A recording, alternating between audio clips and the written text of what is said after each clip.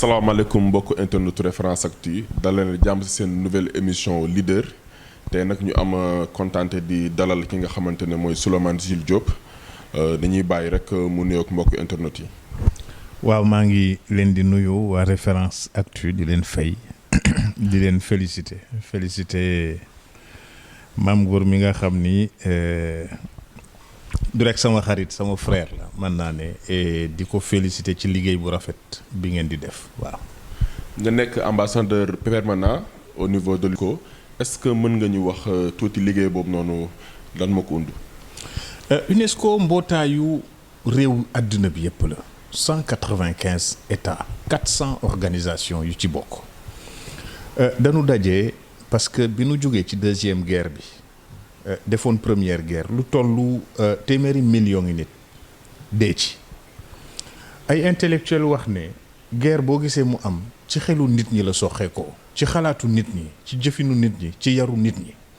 ñuy wax ne nañu teg kuréel boo xam ni lépp lu nu war a waxtaanee dañu koy diisoo foofu ci UNESCO pour que li amoon bañ a amati loolu tax ñu sos ko mu jëm ci wàllu science mu jëm ci wàllu éducation mu jëm ci wàllu culture mu jëm ci wàllu sport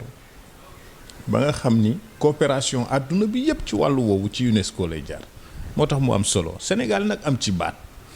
ndax doomu Sénégal da ko mës a jiite lu yàgg moo ëpp lu mu fa jiite muy 13 ans yoo xam ni Amadou Mahtar Mbow nekk na fa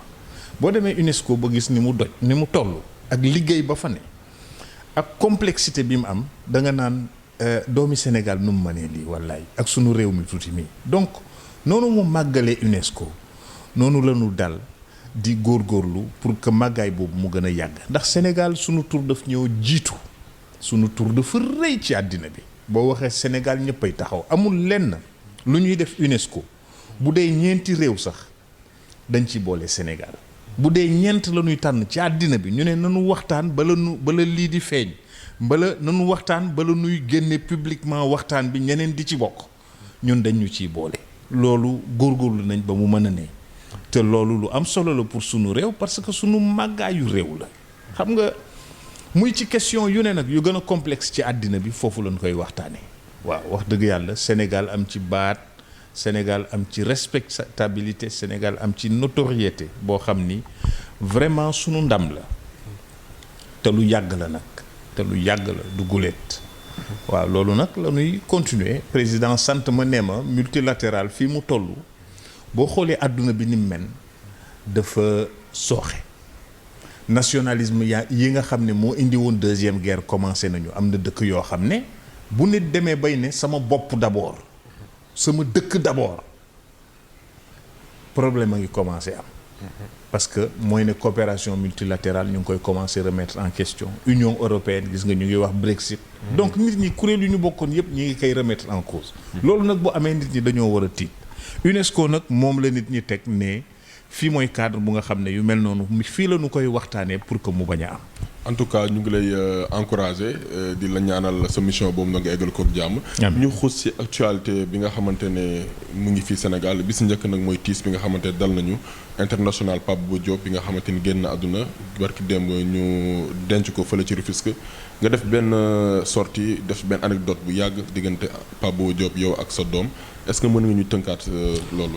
waaw dafa def geste bu rafet parce que xale la rek. sama doom mu ngi toll woon ci ñetti at booba tey mu ngi ci université ndeysaan mu bëggoon El Hadj Diouf rek bëgg El Hadj Diouf di ko vraiment boo ko laajee ku la jàngal football mu ne la El Hadj Diouf booba xale la 2 ans ba 3 ans léegi mu bëgg ko def plaisir Lions yi di regroupement booba El Hadj Diouf sama xarit la woon li ma lay wax ni am na 18 ans ma dem fa fekkuñ fa nag El Hadj ndeysaan mu am déception bu rëy mais li nga xam ne seetlu naa ko te man su sama doom daf ma envoyé photo bi démb WhatsApp barki démb ndeysaan mu ngi amoon ñetti at tollu ci ñaari at ñetti at bi ma yónnee photo bi laa fàttaliku dafa ñëw triste di jooy parce que gisul El Hadj Diouf Pape Bouba Diop mu ngi doon dem mais dafa wëññeeku ñëw nax ko ba kooku calmé wu mu sukk ba tolloog moom mu photo woog moom nax ko doogaa dem mais dama ko fàtte woon bu ma sama doom yónnewul woon photo bi duma ko fàttaliku bi ma ko gisee nag ndeysaan dafa daw sama yaram àdduna du dara àdduna finalement du dara parce que sama doom tey mu ngi université boobu 2 at ba 3 at la amoon jamono jooju mu ngi ci photo bi donc loolu laa fàttaliku ci moom ma xam ne ku mel noonu ku baax la parce que ku woyofe noonu mënoon footballeur la woon booba star international la woon xamul woon kii doomi kan la xamul woon loolu lépp booba maa ngi liggéey ak Idrissa ndax daf ci am loo xam ne aussi daf ci am ci ngoon si dañu ànd ñun ñëpp maak footballeur yi ñu dem kër Idrissa ñu photo wu ak doomi Idrissa Ablaye boobu Ablaye xale bu ndaw la ñu sama doom photo wu ak ñoom Ablaye ñu waxtaan El Hadj Diouf ak Lions yi vraiment muy souvenir boo xam ni dafay des loolu dafay des loolu du deñ waaw muy wone nit ku oyof muy wone nit ku baax muy wone aussi nit ku am yërmande wax dëgg yàlla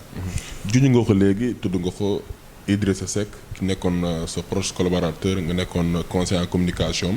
gis nañ ni dafa mel ni sa mbébét bi nga yàggoon bëgg mujjee na am ndaxte mujjee na rapproché wu kii di président Macky Sall ba mu jox ko institution lan nga ci wax ko lan nga ci commentaire Idrissa dañu am relation yu particulière parce que dañu ànd mu neex ma nekk xale Idrissa maa ngi ko xam 1997 booba léegi xaw ma ñaata at la waaye bari na may fréquenté kër maître Abdoulaye Wade muy ñëw nekkoon un jeune cadre booba vraiment am xel xarañ nekkoon na fi ministre du commerce nekk na fi directeur de campagne de maître Abdoulaye Wade booba daal Idrissa vraiment moo xewoon mais mu gis ma rek bëgg ma sopp ma donc defe naa bëggeel boobu ak ni mu ma soppee moo tax sax mu jël ma ñu liggéey waaye xëy na parce que bëri woon na fi ñoo xam ne ñoo ma ëppoon expérience xëy na ëpp ma sax xam-xam mais moom gisoon na loo xam ne xëy na nit ñi gisuñ ko woon mu jël ma ñu liggéey yaa ngi dégg donc loolu abadan dama ko koy santé waaye dem nañu ba réeroo jubootuñu parce que man li ma nekk Canada di xeex Idrissa ngi topp Ablaye Wade pour jubóog moom pour nekk ak PDS dafa dem ba mel na moment ma ne ko mais lan nga gis ci PDS ku ci langaamu tey Wade daanuwaale wax nii laa ko waxee ca Princeton nii laa ko waxee lu mu ma tontu dinaa ko garder ba bis xëy na dinaa ko mën a wax ñu bàyyante bi ñu bàyyante diggante boobu ak léegi man ñëw naa ñibbisi naa président Macky Sall woo ma ne ma kaay ñu liggéey ma toog ci wetam liggéey 8 ans nag ci 8 ans yi benn yoon laa ma sa gis Idrissa ak fi ñu jaar yëpp parce que Idrissa li gën a metti ci sama dund période bu gën a metti ci sama dund Idrissa moo tax. mooy ban période. mooy diggante bi nga xamee ne Macky Sall nekk na premier ministre. ma mënoon a toog parce que Macky Sall rakkam ñoo doon bokk benn lal mënoon naa ne premier ministre la ma teg fële Idrissa Karim ci boppam daf ma doon woo di ma ne waaw yow amoo kër ma ne ko déedéet amoo kër te nga ni yeegi Idrissa amoo terrain amoo lii amoo laa ma ne ko déedéet mosuma koo ñaan Idrissa benn yoon laa ko mos a ñaan passeport diplomatique mu ne ma amoo ci droit ma ne dootuma ko ñaanati ci àddina service mais bi mu amee problème dama seetuma ci loolu yëpp dama xool fi mu jaar ak man ak lim ma tànn Ablaye Wade sax woo na ma un jour ne ma yow man nga nekkaloon ñuy préparer livre nga pour nga bind ko ci man ma toog rek ñu ne ma yaa ngi dem ànd ak Idrissa lii ma suma koo nettali waaye ma ànd ak moom rek ful la jom bàyyi fi Macky yaay Macky suñu yaay la woon papaam suñu papa la woon maak Aliou ñoo bokkoon benn néeg benn lal mujj gi ñu bokk benn kër ñu nekk ay xarit. Aliou ban. Sall rakku Macky. Aliou Sall waay. biñ nekkee étudiant ñuy vacances yi kër ñoom Macky. ñuy vacances yi seen kër. donc loolu amoon na lien. ñuy jóge université di dem Derklé mais dama fi bàyyi Macky di xeex ak moom nag di xeex ak moom parce que booba dañu nekkoon dans des camps opposés ba yàlla def waxtaanaat am mu fekk ma Allemagne ñu tëju man moom ak yàlla mu ne ma lii ak lii ak lii bugguma ko ma ne ko dootoo ko déggati mu ne ma lii ak lii ak lii def ko ma ne ko baax na dégg naa li nga wax ma ne ko waaye ma wax ko ma nit li ma xalaat mu ne ma mu taxaw giñ ne ma dinaa gañe nga ñibbisi li ma lay wax ni mu ngi am le 20 août 2010. yow pour yow jamono yoonu Macky Sall si lan la sukkandiku woon mu ne ma dinaa gañe nga ñibbisi. ci lan la sukkandiku ba jàpp ne dina mais man avant loolu wax naa Londres ne teg sama stylo teg samay bagage ne ñi fa nekkoon bind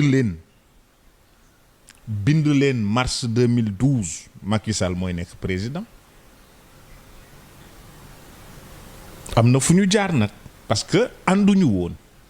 yow si lan nga ko man dama meraloon Idrissa. ci lan nga tegoon jamono que Macky Sall mooy nekk futur président bi. non c'est que su ma defoon analyse tey aussi ma génnee les mêmes choses man politique mooy sama liggéey loolu rek laa xam analyse politique mooy sama métier mënuma leneen xamuma leneen dafa mel ni mécanicien nga ne ko noo def ba dindi boulon bi benn la ci man mu ne ma dinaa gagné nga ñibbisi bi mu gagné dimanche la gagné lundi matin mu woo ma te booba nit ñaa ngi ko dar ku ne bëgg koo gis le nouveau président élu mu ne ma le combat est fini ñëwal ñu liggéey réew mi moo tax Macky Sall fu mu yem ma gërëm ko fu mu arrêté ma gërëm ko mënuma koo fay ndax loolu dëgg la am naa mérite ci xeex bi parce que xeex bi nag dama ko porté waaye mënoon naa defe neneen ma ñëw bu ma ñëwee it gisantewu ma ak Idrissa parce que man mënumaa am ñaari loyauté mënumaa am loyauté ci Macky Sall am loyauté ci keneen bi ma joxee sama kàddu Macky Sall laa dogg ci moom lu muy xeex ma xeexle ko lu mu jàpp ma téyal ko mësumaa gis Idrissa ba guléet bi ñuy dem campagne référendum ñu daje par hasard aéroport ma ne ko Mara mu ne ma naam ma ne ko na nga def gëj na ñoo gisante dégg naa Ablaye léegi mag la ndeke booba Ablaye toog ci wetam doomam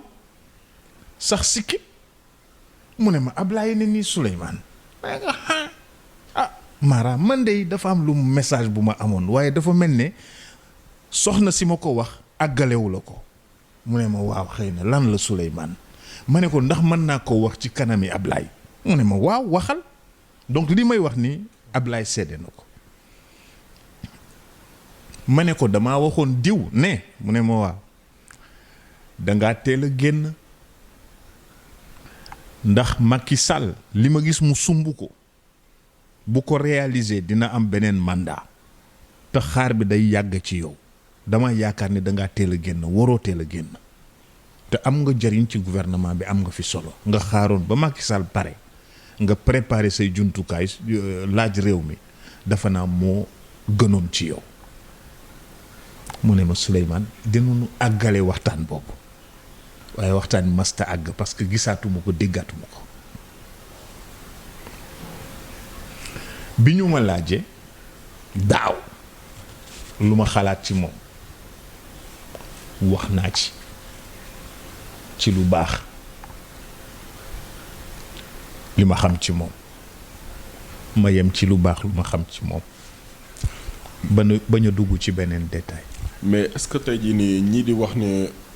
le fait que Macky Sall woolu Idi c'est de préparer un deal. loolu noonu politique deal rek la bàyyi nañu na nit ñi may xam nga nit ñi dañuy xam nga àdduna deal rek la ki ñuy njëkk a diilanteel bu ñu yeewoo mooy yàlla julli pour mu baal ñu julli pour mu may ñu ñaan pour mu may ñu àdduna deal rek la xam nga benn domaine ci àddina bu dul deal du ñu ngi deal ma ak yow ma di la jox ay xalaat nga di ma jox ay question àdduna deal rek la politique deal la c'est quoi le problème dañuy deal waaw deal àdduna deal rek la deal mooy échange de service échange d'amitié échange d'idées échange de moyens échange d'objectifs échange de résultats loolu mooy deal wala dañoo dégg ci leneen deal ci leneen beneen compréhension xëy na mais bu fekkente ne combine la ñuy wax non combine amu ci. selon vous donc c'est naturel parce que li waral wax jooju. président Macky Sall dafa gagné président récemment. Macky Sall dafa gagné. mënoon naa ne gagné naa damay jiite réew mi def suma gouvernement waaye Idrissa a eu 1 million de voix xam nga 1 million sur 5 millions sur 6 millions dafa bari donc du ku ndaw te boo ko xoolee campagneul benn meeting la def donc c'est quelqu'un qui compte au Sénégal dans le paysage politique sénégalais man damay sant président sant yàlla li ñu am Idrissa mu ñëw te buñ mënoon a am keneen ñu am keneen. comme Khalifa Sall Sénégal président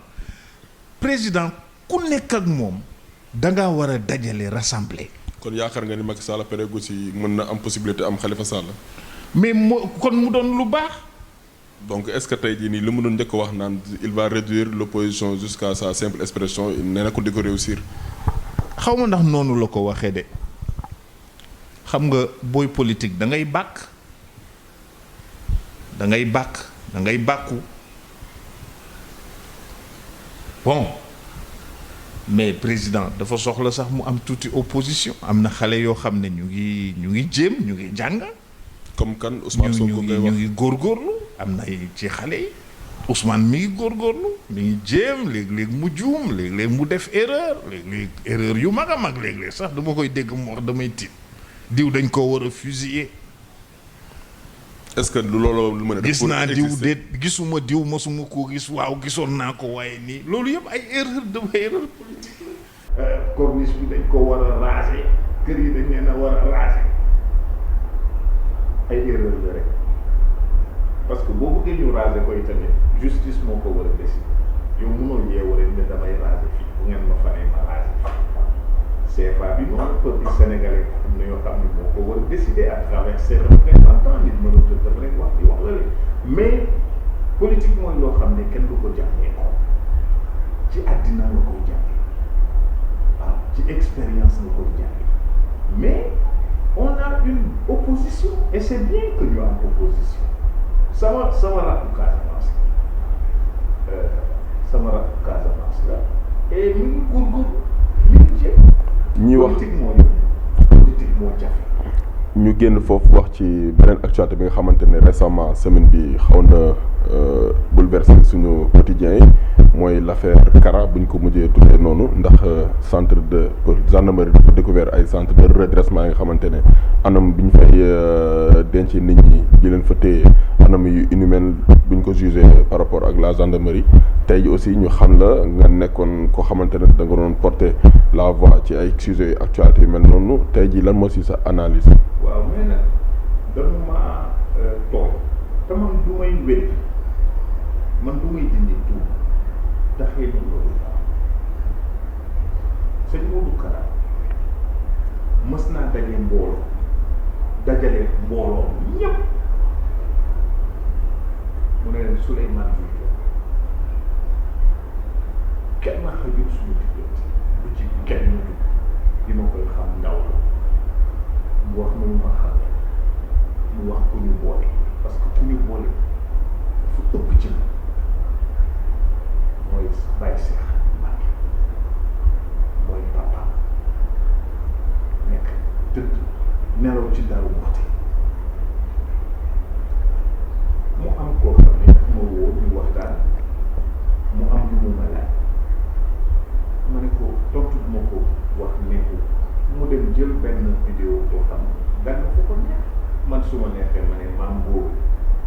baax la du ànd ak koo xam ne nit ku bon la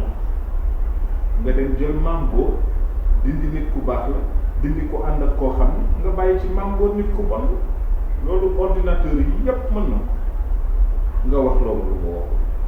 bi ma mujjee këram montre diamant la dindi ci coffre-fort jox maa ngi wax sëñ Abdou Mbacké doon na ma seede sama taaw kii mu génnee montre diamant montre bi dama dégg sax ci coffre-fort mu ne ma am ma ne ko sëñ ma ne ko cadeau bi neex na ma lool waaye mënuma ko jël takkal Souleymane takkal jëlal maa wax may takkal ma ne ko bu ma ko takkee ñu jiiñ ma ne luubal naa alal réew ndax lu mel ni mënuma koo jënd ma ne ko mënuma koo takk te mënuma sidé naa nga may ma di ko maye mënuma ko te comme mënuma koo maye mënuma koo ma di ko jaay comme mënuma koo maye mënuma koo jaay te du ma ko takk suñ bàyyi ma dellu ko la ndeysaan mënoon ko daal di yëkkatiwaat jël laa ba bu muy sol jox ko man yëre yi may jullee sëñ Modou Kara moo ma ko may der bi may jullee sama kër sëñ Modou Kara moo ma ko may. loolu yàgg na. ah bien sûr maa ngi France moom laay jullee France bon mais man du ma dem ci cour sénégalais bu ne di la wax man lii laa mel ak diw ak diw ak diw du ma ko def dox naa diggante mag président dox naa diggante mag ñeneen xam na ko xam na nu ma mel ci moom cofeel laa am ci ak respect ndax li mu doon doomi Baye Seex donc nit kooku man wóor na ma wóor yàlla ne mosum koo gis mu mel ba wax sax jëmal ci dégg ni mu waxee parce que li mu def ku am humilité moo ko donc man pour man am nañu tooñ seen loolu parce que am nañu mu wóoru bàyyee leen dara te toppatoo ko ba tey ñu di ko tudd donc man moom laa yërëm parce que moom moo am lu ko baax ñuy tudd turam ci loo xam ne mënu cee set parce que il est le responsable moral waaye gëm naa ni loolu ñu wax yëgu ko donc dafa am responsabilité ci côté bu nekk. dañu wax état waaye parent bu toog gisoo sa doom xamoo ci lu mu ne nga dem seeti ñu bàyyi seen doom yi ñuy nekk ci grotte corniche est suufu point ci ay grotte di fa drogué amuñu fu ñu dëkk amuñu repère amuñu fu ñu dem mais moom daf daan wàcc foofu sëñ Abdou Kane maxaama gën am tey li ko yàlla may tey xam nga nu mu daan def xale yu nekkoon ci filaawo yi géej waaye yooyu mu indi leen delloo si seen xel génnee leen ci nekk luñ nekkoon dugal leen ci yoon yi donc bu nit ñi def amalgame ak confusion problème am na c'est une responsabilité partagée am na yoon état am na ci yoon mais éducation nit ay parents la incombé la problème yi nit ay parents la incombé la ñoom ñoo ci war a liggéey góorgóorlu ci man dem naa daara yenu naa pot alarba bu ne ma dem yalwaani sama sëriñ bu ma amee 3 ans la dund te maa ko décidé sama bopp donc xam naa ko léeg-léeg ñu karawaase ma donc xam naa mooy la waaye dañuy jël xale yi bàyyi di leen dugal daara ba ñu am 18 ans ñu sànni leen dans la nature et état mu ngi def effort mu ngi def les daara modernes mu ngi def les centres de formation mu ngi accompagner jeunes yi pour ñu jàng métier mais y a des résistances dafa ñoo xam ne ñoo koy bañ am na at boo xam ne biñ jàppee ay xale ñu takkal leen ay weñ dañu ne lii ëpp na ci gone man ki nga xam ne mooy sama père spirituel wax na ko ba mu leer nee na xale di ko toroxal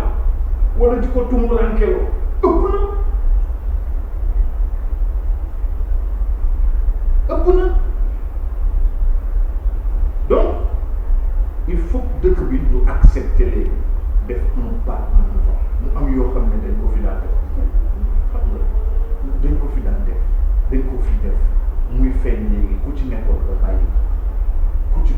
génn ci mais lii am ni incident kenn mënu ko rafet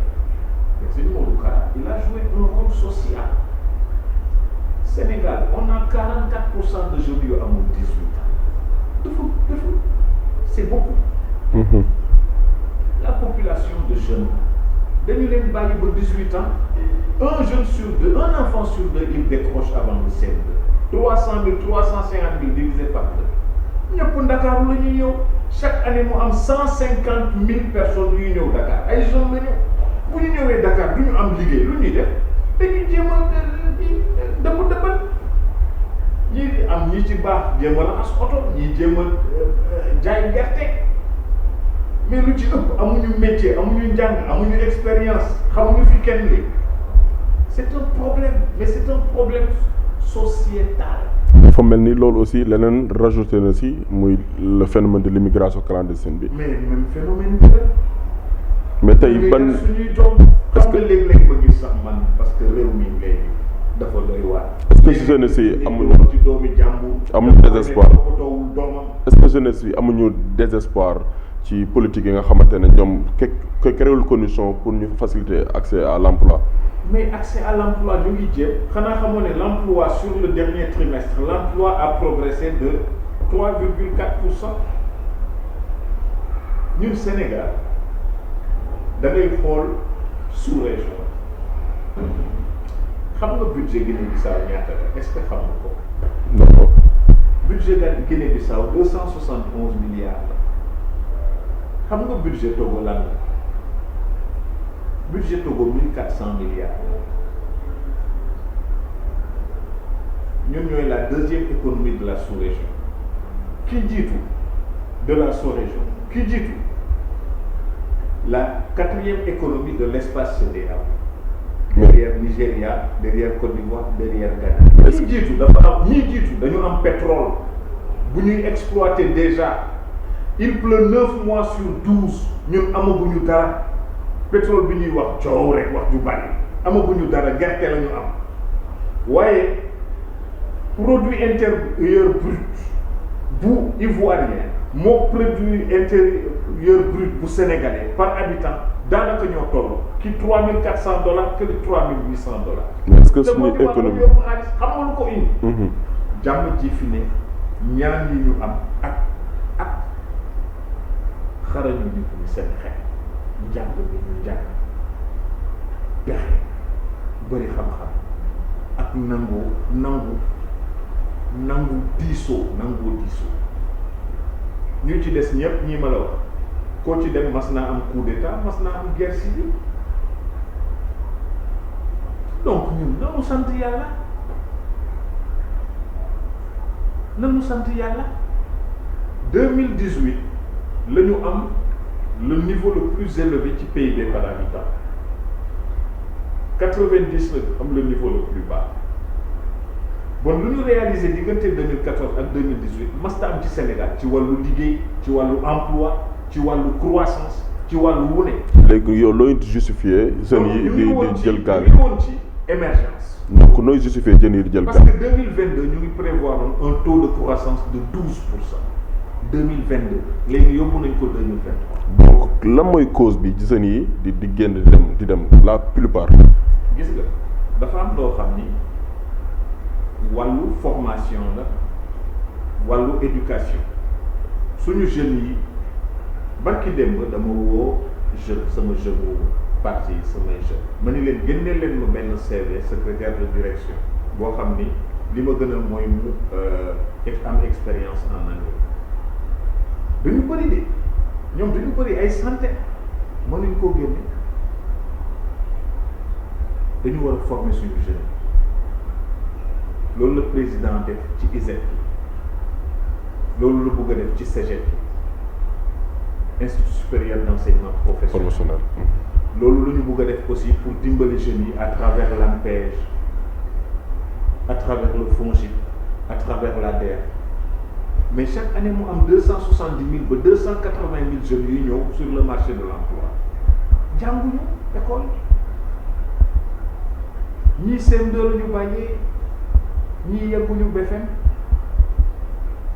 président wax na ko sunu gendarmerie on va doubler les effectifs d'ici 5 ans suñu police tripler nañu effectif yi ña fay liggéey nga yaakaar sénégalais yi ñoo fay liggéey donc ñu ngi def jéego gis nga liggéey bi fi nekk ci Sénégal fii mu ne on a entre 800 et 1000 projets yoo xam ne ñu ngi en cours lu dalee ci école bu ñuy tabax dans un village ba ci TER wala BRT chantier yi ni mu mel ci dëkk bi mosu ko ñu ngi góorgóorlu ñu ngi avancé ñu ngi am yokkute pandémie bi moo ko nar a téye maintenant dafa am loo xam ni dëgg la foog ñu góorgóorlu ci mooy suñu politique de jeunesse ci sama xalaat dalaluñu xel yi jeunes sénégalais Europe moo gën a metti fii fuuf fi mu ne ku fa dem tumuranke ku fa dem torox te ku toog fii liggéey góorgóorlu am loo jàpp yàlla mën na laa dimbali fële amoo benn chance boo nekkee nit ku ñuul buñ la fekkee ne góorgóorlu ñu xas la wala ne dëkkoo fi boo tekkee yi tamit ñu siis la añaane la wala ne dëkkoo fi loolu fa am suñu réew mi nag am na jàmm parce que ku am bokk keneen waaye ñu ngi ci tànku naataange ñu ngi ci yooni naataange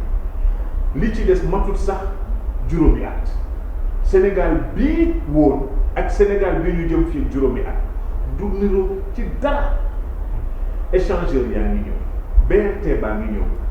TER baa ngi ñëw autoroute c'est Dakar Kaolack a ngi ñëw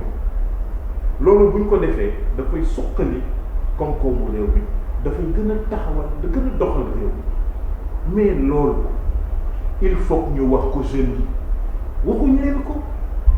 waxuñu leen dara. kon donc dañ leen a bàyyi ci kumpa. repère bi la jeunesse yi manqué. mais c'est-à-dire que ñu wax leen fu ñu jëm nit ñi nag dañuy trompé wu léeg-léeg ma dégg jeunesse bi ils sont avec Sonko na ma baal sama maa ngi koy tudd rek non la jeunesse est avec nous parce que jeunesse bi ils sont 75% de ce pays ku ñu àndal nga gañ ku ñu àndal nga gañ bu ñu àndoon ak keneen mu gañ seetaanal meeting yi présidentielle yi dernière présidentielle nga xool jeunes yi fu ñu ne donc les jeunes ils sont avec nous mais il y a une partie de la jeunesse qu'on laisse au bord de la route bàyyi leen ñooñu dañ leen a war a xëcc former leen jàngal leen fekk leen fu ñu ne ñu wax leen luy war a dal seen xel luy war a tax ñu gën a yaakaar ba noppi ñu jël réew mi jël ay outils réew mi ay instruments réew mi jox leen ne leen liggéey leen parce que Sénégalais bu ne da nga am droit am am naataange Sénégalais bu ne da nga am droit am bonheur da nga am droit sangu set da nga am droit soldat da nga am droit ndekki ak reer warut a yem ci Souleymane Jules loolu la ñu deful waaye li ñu def ci juróom-ñaari at yi ñu génn masuta am ci Sénégal ku ne mën na ko na ren encore on a fait des productions de la production record mais lii joxe liggéey état bi li mu waroon a def yëpp def na ko boo seetee PSE nga xool financement par état bi mu ngi ci 70% lu mu prémettre ci réalisation nga dem xool privé nga xam ne 20% rek lañ ko ci joxoon ils sont à 15% ci promesse financement yi ñu waxoon donc état bi ngi def li mu mën dafa war a gën a góorgóorlu gën a dolli loolu la ñuy xaar ci président Macky Sall parce que jeunesse bi dañ koo yaakaar jeunesse bi ñoo voté le président Macky Sall et jeunesse bi ñoo ko voté laat jeunesse yi Sénégal ku ñu àndalul nga daanu jeunesse bi ñoo ànd ak moom ñoo ko voté loolu bu kenn def erreur d'appréciation ci côté boobu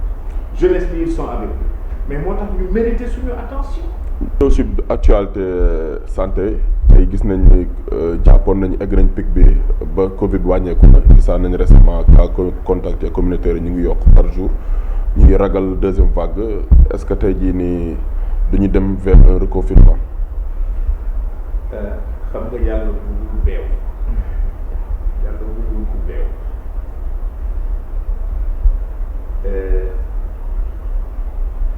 yàlla bëggul kuy joy dañoo dem ba affaire yi wàcc ba nekk moins de 10 te gëm naa ni loxo yàlla ngi ci ak xëy na ñaan ñu yaakaar ni jeex na ñu bugg a dellu ci lu ñu newoon yàlla fàttali ñu boppam léegi ni ñu defoon ba yëf yi wàcc ni ñu continuer def ko mu wàcca parce que virus bi du présent sax déedéet le virus est présent partout maîtrise bi lañu wax naka la ñuy def ba maîtriser waat ko ba contrôler propagation virus bi cas communautaire looloo tax mu grave parce que doo xam kana ko am ak fan la ko jëlee ak kana ko jox ci loolu ñu war a góorgóorlu dañ koo wàññi dañu baisser la garde dañu cee war a dellu parce que le secteur des services moo ëpp lu muy employé ci Sénégal agriculture lu muy employé bariwul te agriculture du créer emploi industrie ak secteur de service ñooy créer emploi industrie manufacture ak industrie non manufacture ñooy créer emploi agriculture foo dem ci réew yu dox yi doo développé yi doo gis emploi bu bari population active 5-6% ngay gis xam nga lu tax parce que bu réew mi développé nit ñi machine la ñuy béyee ay avion ñoo leen di épandage ak arrosé nit du fa ne da ngay gis kenn ku yore avion yore ay tracteur di béy ay hectares waaye transformation bi ñuy def après industrialisation bi chaîne de valeur moom moo ñu emploi ak secteur des services ñu ngi employé 40% fii Sénégal ci secteur des services la ñu nekk. surtout le tourisme. léegi ñooñu. impact. dafay am impact. moo tax coono bi jeexamul de dafay am impact ci secteur boobu ñi war a dem jouer ci musique bi dans les discothèques ñu fay leen ñi war a dem ci tourisme bi di ci liggéey ñu fay leen. wàññi nañ ci ñu bëri sax tourisme bi. banque yi ak ñeneen ak ñeneen ak ñeneen secteur yooyu yëpp dafa am problème et c'est des milliers et des milliers de Sénégalais et Sénégal lu tax mu doy wax mooy benn Sénégalais mu ne mu ngi dundal fukki nit benn Sénégalais mu ne yaa ngi dundal fukki nit donc boo taxawee rek am na fukki nit sa gannaaw yu tumuraat moo tax mu grave moo tax ñu war a góorgóorlu ba liy jeex mu dem génn ci réew mi ñu reprendre dëkk bi réew mi mu mel ñiy liggéey ñiy def business transaction yu man ko bu ñu ko def bu avion yi taxawee bateau yi taxaw dina métti ci élection locale ñu koy xaarandi fin 2021 wala 2022 est-ce que tey jii nii ak situation Covid bi du gën a compliqué ñu fixer la date des élections locales. xam nga date élection bi Sénégal ba léegi dañ koy prévoir changer bi Sénégal ba léegi li ma dalee suivre politique ba léegi. est-ce que bii aussi du enjeu yi moo tax gouvernement bi di si focaliser wu. li am solo mooy gouvernement mi ngi ci waxtaan dialogue national boo xam ne ñëpp ci bokk li am solo mooy dialogue boobu ñu déglu ci bu ñu waree repousser ñu repousser bu ñu waree maintenir ñu maintenir loolu rek ci am solo léegi dañu demandé ne nañu auditer fichier Sénégal dañu bëgg auditer dañuy auditer si aussi ñu auditer léegi comme nee nañ ñu auditer saytu ko nañu bàyyi nit ñi ñu saytu ko xool li ci nii ba noppi bu ñu pare ñu xool kañ ñu mën a def élection rek ñu def ko ñëpp d'accord ci. beneen question bu mooy seen compatriote Mahmoud Saleh bi nga xamante ne directeur cabinet président mais dafa mel ni ñëpp ñu si ñenn parti de l'opposition d'ailleurs ñu ngi naan ñu ngi dugal benn plainte parce que naan diplôme wala hiérarchie bu mu nekk permettre ko mu occuper fonction yi gis na aussi ñenn si mouvance présidentielle bi dafa ay sorties mel ni apprécié wuñu nomination boobu loolu mooy sa gis-gis. waaw xamuma ñan ngay wax ci mouvance présidentielle bi vraiment. non am na seen benn ñooñ mun naa ko citer Mame Mbaye Niang daf na sortir récemment di wax ni tey jii ni kooku na yem place am loolu rek la mën nekk ci wetu président dafa mel ni àndu ci. waaw Mame Mbaye sama rakk Mame Mbaye sama rakk waaye président de la République moom moo am prérogative tànn. dañ ko war a nangul tànn te lu nu wax ay diplôme ak yooyu du loolu mooy nit expérience ak xam-xam nit mën na koo amee neneen yàlla mën na koo sax def ci nit président de la République la war naa mën a jariñoo ku ne bu ko so bu ko bëggee war naa mën a jariñoo ku ne charte réew bi moo ko may kàttan boobu ak doolu ko ak ax boobu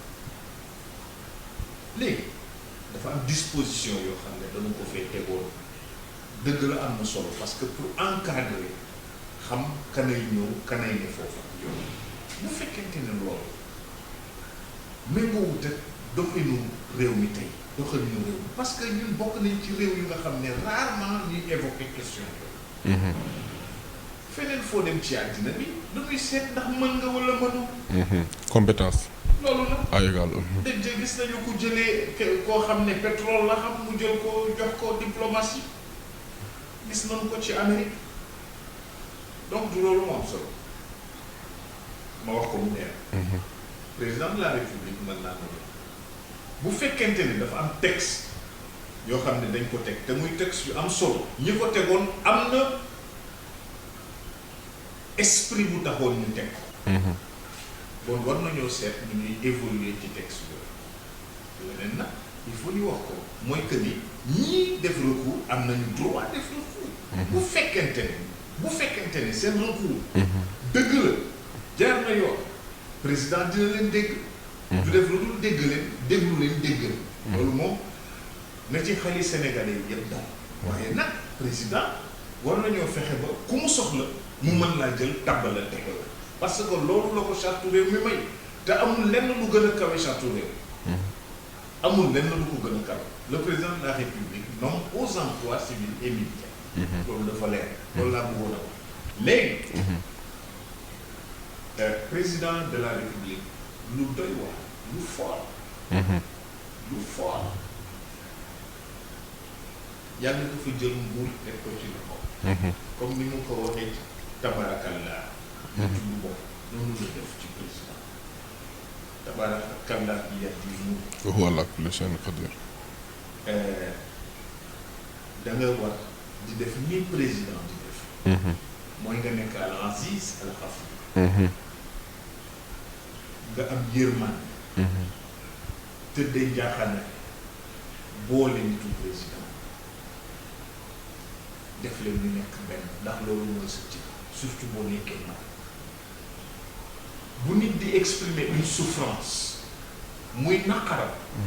nga déglu naqar déglu fu mu jóge jéem koo saafara parce que loolu rek a fi am Mame Mbaye nag doomi Macky Sall